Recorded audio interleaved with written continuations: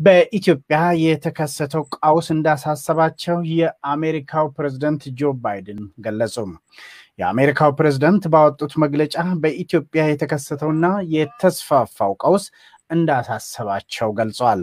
የፖለቲካ ችግር በጦርነት ወይም በጦር ኃይል ሊፈታ አይችልም ያሉት የአሜሪካው ፕሬዝዳንት በኢትዮጵያ ባለድርሻ አካላትን ያሳተፈ ውይይትና እርቅ መውረድ እንዳለበት አስገንዝበዋል።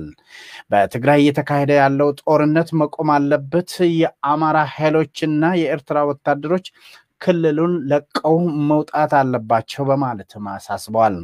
የተባበሩት መንግስታት ተወካይ በበኩላቸው በትግራይ የእርሻ ጊዜ ማለፉንና እንስሳት ወይም ከብቶች መሰረቃቸውን እንዲሁም መታረዳቸውን ተናግረዋል። የአሜሪካ ሴኔት የውጭ ግንኙነት ኮሚቴ በበኩሉ የትግራይ ሁኔታ ከጦርነት በላይ ነው፣ ጉዳዩ የጦር ወንጀለኝነትና በሰብአዊነት ላይ የተቃጣ ወይም የተፈጸመ ወንጀል ነው ብለዋል። የአሜሪካ የመከላከያ ሚኒስቴር ደግሞ ለኢትዮጵያ ይሰጥ በነበረው ወታደራዊና የደህንነት እርዳታ ላይ እገዳ መጣሉን ገልጿል። በኢትዮጵያ የአሜሪካ ኤምባሲ በበኩሉ ለትግራይ አካባቢ በኢትዮጵያ የአሜሪካ ኤምባሲ ለትግራይ አካባቢ እርዳታ መላኩን ገልጿል። ይህ በእንዲህ ያለ የብልጽግና ፓርቲ አስቸኳይ ስብሰባ መጥራቱም ተሰምቷል። ዋሽንግተን ዲሲ የሚገኘው የኢትዮጵያ ኤምባሲ በበኩሉ መግለጫ አውጥቷል። እንግዲህ ይህንና ሌሎች ጉዳዮችን በተመለከተ ከዛክ ዱቤ ጋር ትንሽ ሰፋ አድርገን የምንገልጽላችሁ ይሆናል። ዛክ እንግዲህ ለመግለጽ በአጠር ባለመልኩ ለመግለጽ እንደሞከርኩት እንግዲህ የአሜሪካው ፕሬዝዳንት ጆ ባይደን በኢትዮጵያ ያለው ሁኔታ በተለይ የፖለቲካ ቀውሱ እንዳሳሰባቸው ገልጿል።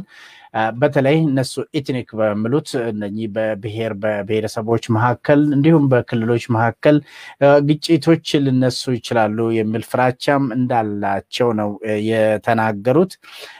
ሌላው ደግሞ የሰብአዊ መብት ጥሰት በተለይ በሴቶች አንጻር እየተፈጸመ ያለው የሰብአዊ መብት ጥሰት በተለይ በትግራይ እንዳሳሰባቸው ነው የገለጹት። ማንኛውም ህዝብ በሰላም የመኖር መብት እንዳለውም ተናግሯል ወይም ገልጿል። በዚህ መግለጫቸው እንግዲህ የጦርነት የፖለቲካ ችግር ወይም የፖለቲካ ቀውስ ወይም ደግሞ ቁስል ልድን የሚችለው በጦርነት እንዳልሆነም ነው የተገለጹት።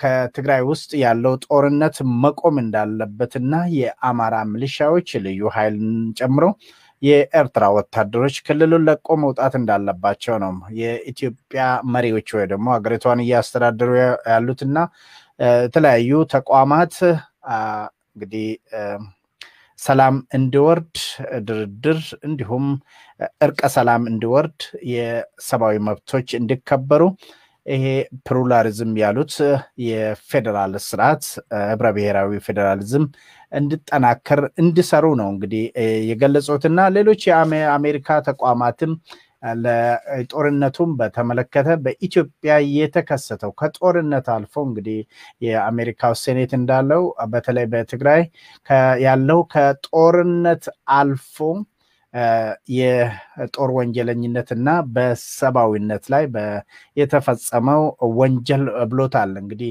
ይሄንን በተመለከተ መከላከያው